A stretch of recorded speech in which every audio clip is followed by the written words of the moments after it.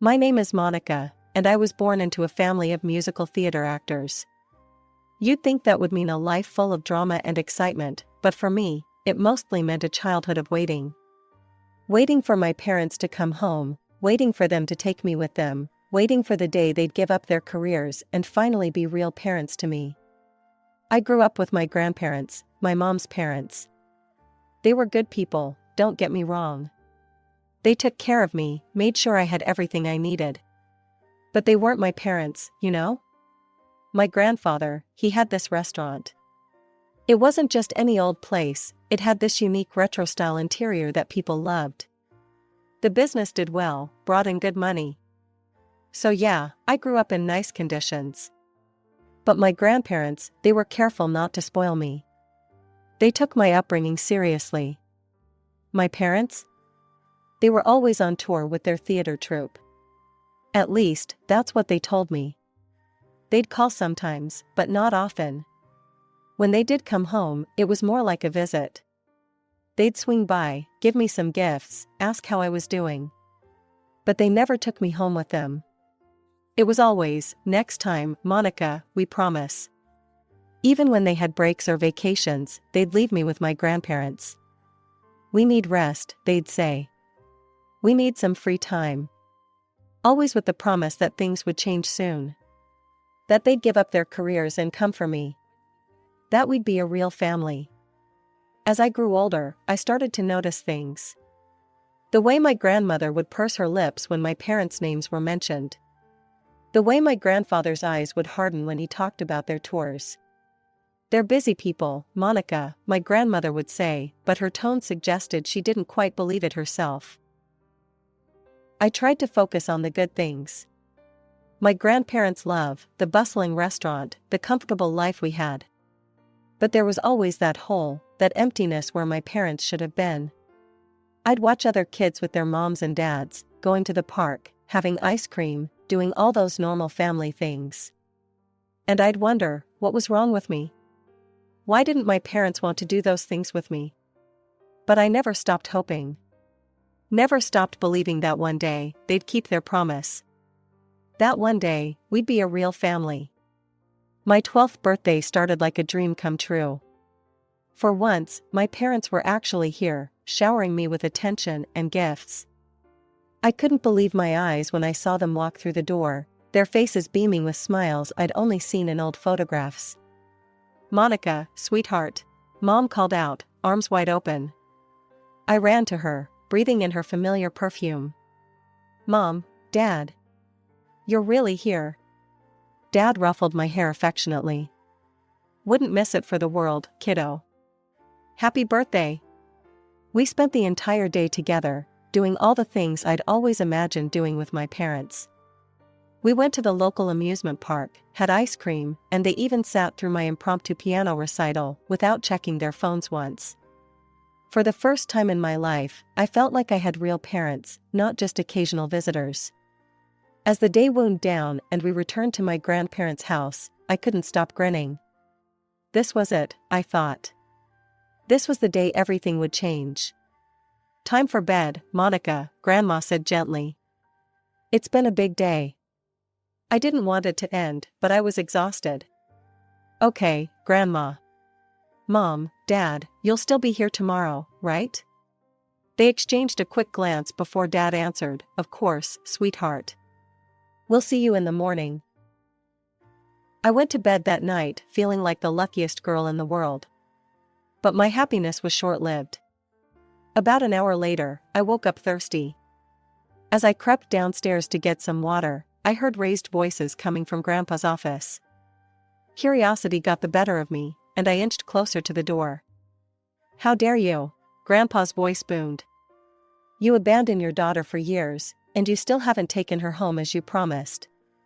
Dad, please, Mom's voice, usually so controlled, sounded shrill. You don't understand. Oh, I understand perfectly, Grandpa cut her off. I gave you money to start that eco-village of yours. The condition was that you'd take Monica and be a proper family. But you're not even working as actors anymore, are you? No more tours, just excuses. My heart was pounding so hard I was sure they'd hear it. No more tours? But they'd always said. We never wanted her in the first place. Mom's scream made me flinch. I didn't want to give birth to her. It was you who insisted we keep her instead of having an abortion. I felt like I'd been punched in the gut. They never wanted me? Mom continued, her voice dripping with venom. Monica always got in the way. I've never felt any love for that child. Do you know how much I sacrificed? My figure, my career, everything. I stood there, frozen, as my world crumbled around me. The perfect day I'd just experienced felt like a cruel joke now. My father's voice suddenly cut through the chaos. Look, he said, his tone eerily calm, let's not pretend I'm any better here. I didn't want Monica to be born either. I dreamed of living my own life, free from responsibilities. A child was never part of the plan. I felt my knees go weak. Even Dad, who I'd always thought was the more caring of the two, didn't want me. I had to grip the doorframe to keep from falling. Grandpa's voice, filled with disappointment and anger, responded, I had hoped that over time, you'd both come to your senses. That you'd stop being so damn selfish. I thought having Monica would soften your hearts, make you more responsible. But clearly, I was wrong. Oh, spare us the lecture. Mom spat back. Stay out of our lives and leave everything as it is. You wanted a granddaughter so badly? Fine. You raise her yourself. There was a moment of tense silence before Grandpa spoke again, his voice cold and final. All right, if that's how you want it. But don't expect another cent from me for your harebrained schemes. Find another investor for your precious eco-village. I'm done. I heard footsteps approaching and panicked. Quickly, I ducked behind a nearby sofa, my heart pounding so loudly I was sure they'd hear it. The office door flew open, and I saw my parents storm out through a gap between the sofa and the floor. They slammed the front door so hard the windows rattled. Through the curtains, I watched their car speed away, not even a glance back at the house. Once I was sure the coast was clear, I crept back up to my room. As soon as I closed my bedroom door, the tears I'd been holding back came flooding out. I buried my face in my pillow to muffle my sobs. How could they? How could my parents, the people I'd idolized and longed for all my life, not want me? The perfect day we just had felt like a cruel joke now. I cried all night, my pillow soaked with tears. By morning, my eyes were puffy and red, my throat raw from crying. When Grandma knocked on my door to wake me up, I managed to croak out that I wasn't feeling well. Oh, sweetheart, she said, coming in to feel my forehead. You do feel a bit warm. Must be all the excitement yesterday. You just rest, okay? I nodded weakly, feeling guilty for the lie, but knowing I couldn't face them right now. How could I look at my grandparents knowing what I knew? How could I pretend everything was normal when my whole world had been turned upside down? That day marked the end of my childhood innocence. The fantasy of a happy family reunion was shattered, replaced by the harsh reality of my parents' true feelings. I knew I could never look at them the same way again. 3 years passed since that fateful birthday, and I'd learned to live with the knowledge I'd gained that night. I never told my grandparents what I'd overheard, and they continued to shower me with love and support. Life went on, and I tried my best to focus on school and helping out in the restaurant, pushing thoughts of my parents to the back of my mind. Then, just after my 15th birthday, everything changed again. I was in history class when the principal came to get me. The look on his face told me something was terribly wrong before he even opened his mouth. Monica, there's been an accident, he said gently. The world seemed to tilt on its axis as he explained. A train derailment. My grandparents were gone. Just like that. The next few days passed in a blur of black clothes and sympathetic murmurs. I felt numb, unable to process the loss of the two people who'd been my real parents in every way that mattered. Then, to my shock, my actual parents showed up at the funeral. They didn't even try to hide their lack of grief, their eyes dry and their voices steady as they made arrangements. "Well, I suppose we should take the girl," I overheard my mother say to my father, as if I was some piece of furniture they had to deal with.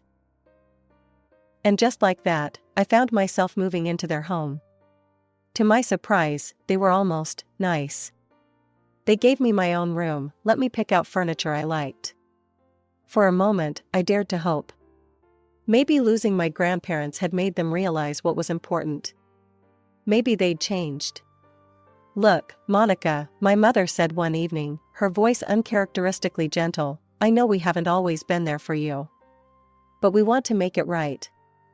This is a fresh start for all of us." I wanted to believe her.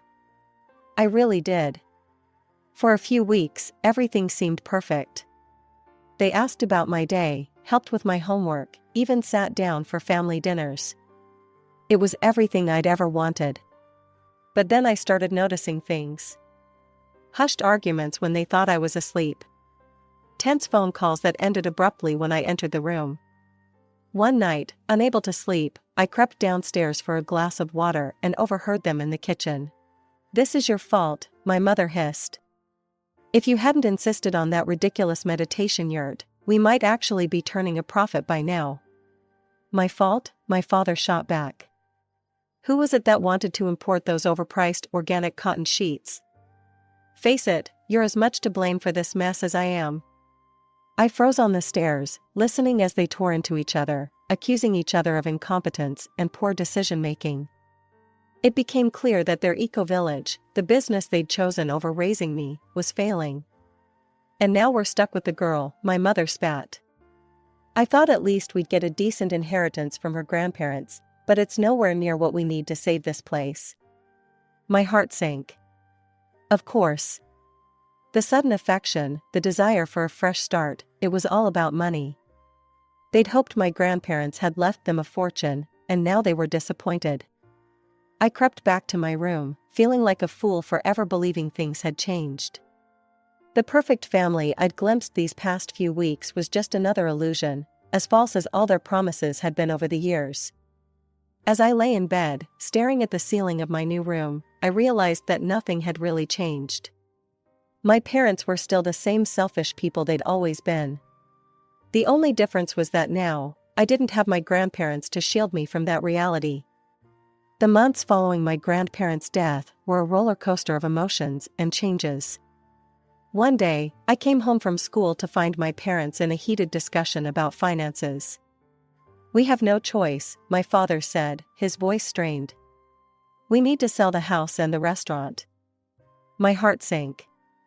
"But, that's all I have left of them," I protested weakly. My mother's eyes were cold as she replied, "Don't be sentimental, Monica. It's just property." And just like that, my childhood home and my grandfather's beloved restaurant were sold off. I watched as strangers carted away the antique furniture, the family photos, the memories. My parents assured me it was for the best, that the money would save their eco-village business. But I knew better than to believe their promises by now. As the months wore on, their facade of affection crumbled completely. They bickered constantly, not even bothering to lower their voices when I was around anymore. I tried to tune it out, focusing instead on my studies. Despite everything, I managed to excel in school, even graduating early at 17.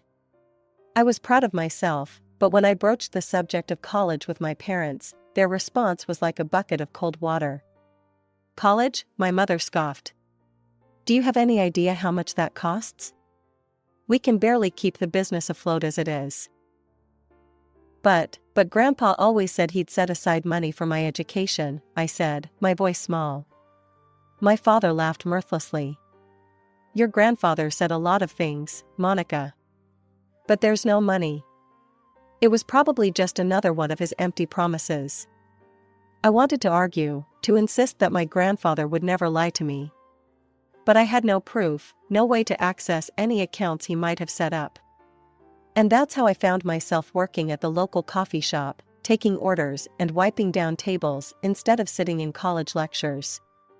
It wasn't what I'd dreamed of, but it was something. A start. A way to save up and maybe, just maybe, fund my own education one day. The months ticked by, and before I knew it, my 18th birthday arrived. I woke up that morning with a mix of excitement and trepidation. Maybe now that I was legally an adult, things would change. Maybe my parents would finally see me as a person, not just a burden. But as I came downstairs, I was met with the same indifference I'd grown accustomed to. No cake, no cards, not even a happy birthday. "Oh, is that today?" my mother said absently when I reminded her. "Well, have a good day at work, dear." I left the house with a heavy heart, trying to hold back tears as I made my way to the coffee shop. But to my surprise, I was greeted with streamers and a small cake when I arrived. "Happy birthday, Monica," my boss and coworkers chorused. For the first time that day, I felt a genuine smile spread across my face. As we shared cake and laughs during our break, I realized something important. Family isn't always about blood. Sometimes, it's about the people who show up for you, who celebrate your victories, and support you through your struggles. The day after my underwhelming 18th birthday, I was at work, mechanically wiping down tables and taking orders, when my phone rang. The caller ID showed a number I didn't recognize. "Is this Monica?" a professional-sounding voice asked. "This is Robert Johnson, your grandfather's lawyer. I need to meet with you regarding your grandfather's will. Can you come to my office today?" In a daze, I got permission from my boss to leave early and made my way to the lawyer's office. As I sat across from Mr. Johnson, I couldn't have prepared myself for what he was about to say. "Your grandfather left you a substantial inheritance, Monica," he said, sliding a document across the desk. "He set up a personal account for you, which you now have access to as you've turned 18. Additionally, he left a separate fund for your college education and living expenses." I stared at the numbers on the paper, my vision blurring with tears. It was more money than I'd ever imagined. For the first time in years, I felt a sense of hope, of possibility. When I got home, I found my parents in their usual spots, Mom scrolling through her phone, Dad watching TV. They barely looked up as I entered. Taking a deep breath, I announced, "Grandpa left me money for college." The reaction was immediate. They both jumped to their feet, eyes wide with disbelief. "What?" my mother shrieked. "How much?" I told them the amount, watching as their expressions morphed from shock to calculation. "Well," my mother said, her voice suddenly honey-sweet, "that explains why we inherited so little. Your grandfather always did favor you." I bristled at her tone, but pressed on. "I'm going to apply to colleges. With my grades, I might even qualify for partial scholarships." "Whoa, hold on there," my father interrupted. "Let's think about this rationally."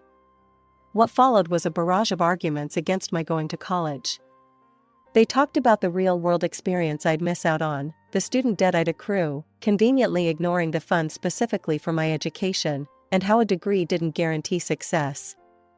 "Look," my mother said, her voice taking on a conspiratorial tone, "why don't you invest that money in our business instead? We're on the verge of a breakthrough with the eco-village. Once it takes off, we'll make sure you're set for life. You won't even need to work." As they continued their pitch, painting pictures of a luxurious future where I'd want for nothing, I found myself nodding along. But inside, a voice was screaming. I'd heard these promises before. I'd seen how they handled money, how they ran their business. And I knew, with a certainty that surprised even me, that they were lying. I took a deep breath, steeling myself for the confrontation I knew was coming. "No," I said, my voice firmer than I'd ever heard it. "I'm going to college. I'm going to live my own life, independently." The change in my parents was instant and terrifying. Their faces contorted with rage, all pretense of affection vanishing in an instant. "You ungrateful brat," my mother screeched. "After everything we've done for you." My father's voice was cold and threatening. "If that's how you want to play it, fine. You've got 6 months until college starts. See how you like living on the streets until then. We gave you a home," my mother cried, crocodile tears forming in her eyes. "We loved you, sacrificed for you." Something in me snapped. All the pain, all the disappointment, all the years of neglect came rushing to the surface. Loved me? I laughed bitterly. You didn't even want me to be born. I heard everything. How you never wanted me, how I was just in the way. How you pawned me off on Grandma and Grandpa because you couldn't be bothered to be real parents. The shock on their faces would have been satisfying if I wasn't so hurt and angry. Years of pent-up emotions poured out of me as I recounted every harsh word, every broken promise. You don't deserve to be called parents, I finished, my voice shaking. And I don't need you to kick me out. I'm leaving. With that, I ran to my room and started throwing clothes into a suitcase. I could hear them yelling, threatening, but it all seemed distant now. As I zipped up my bag, I felt a strange calm settle over me. I spent that night in a cheap motel, curled up on a lumpy bed, but feeling freer than I ever had. The next morning, I called Sarah, a colleague from the coffee shop who I knew was looking for a roommate. Hey, Sarah? Remember how you were saying you needed someone to split rent with? Is that offer still open? By the end of the day, I had a new place to live, a new phone number, and a new outlook on life. As I blocked my parents' numbers and social media accounts, I felt a mix of sadness and relief. This wasn't how I'd imagined my family story going, but it was the fresh start I needed. That night, as I lay in my new bed in the small apartment I now shared with Sarah, I thought about everything that had happened.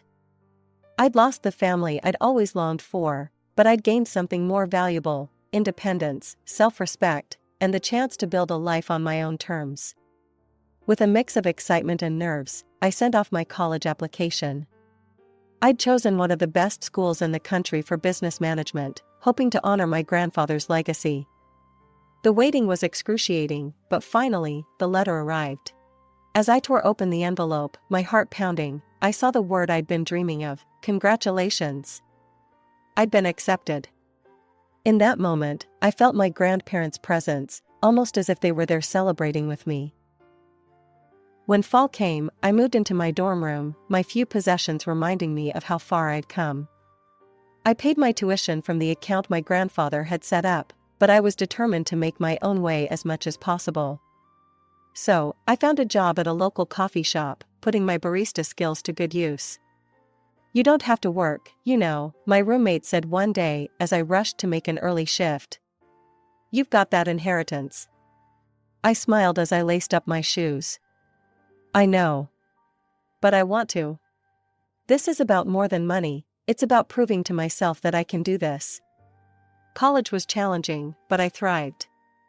Every business class I took, every late-night study session, brought me closer to my dream. I could almost see my grandfather nodding approvingly as I aced my exams and impressed my professors with my drive. 4 years flew by, and before I knew it, I was walking across the stage to receive my diploma. As I moved the tassel on my cap, I whispered, "We did it, Grandpa." Armed with my degree and the business acumen I'd gained, I dove into planning my own restaurant. I knew exactly what I wanted: a place that would honor my grandfather's memory and bring joy to people the way his restaurant had. I named it Giorgio's, after my grandfather. Using the photos I'd carefully preserved, I recreated the warm, retro-style interior that had made his place so special. Every detail, from the worn wooden bar to the vintage light fixtures, was a tribute to him. The first year was tough. There were nights I lay awake, worrying about bills and customer numbers. But I persevered, channeling my grandfather's determination and my own hard-won resilience. Slowly but surely, word spread. People fell in love with the atmosphere, the food, the story behind the place. 5 years after opening, Giorgio's was not just profitable, it was the talk of the town. I thought about my parents then, as I sometimes did. I'd seen them around town a few times, looking older and worn. Their eco-village dream had fizzled out long ago, I'd heard. Part of me felt a twinge of sadness for what could have been, but I knew I was better off without them. My life wasn't perfect, but it was mine. I'd built it with my own 2 hands, with the love and support of my grandparents as my foundation. As I looked around the restaurant, my restaurant, I felt a deep sense of pride and gratitude. I pulled out an old photo of my grandparents from my wallet. I did it, I whispered to their smiling faces. I hope I've made you proud. As I locked up and stepped out into the cool night air, I felt a peace. The journey hadn't been easy, but every hardship, every obstacle had led me here. I was Monica, granddaughter of Giorgio, owner of Giorgio's restaurant, author of my own story.